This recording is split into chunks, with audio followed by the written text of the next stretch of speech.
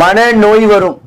ஒரு சர்ஜரி நடந்து பணத்தை மருத்துவமனைக்கு நீங்க செலவு பண்ணக்கூடிய தருணங்கள் வரும். ஆனா படிச்ச பிள்ளைங்க படிச்சு தாய் தகப்பனுடைய ஒபீனியன்ல வாழ்ந்து வந்தீங்கன்னா உங்க வாழ்க்கை தெளிவாகும்.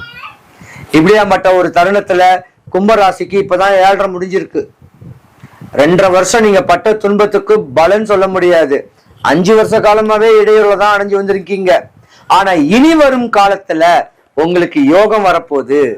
உங்க படிச்ச பிள்ளைங்களுடைய வாழ்க்கையுடைய திறமையை தெளிவுபடுத்தக்குண்டான ஒரு அமைப்பு வரப்போகுது.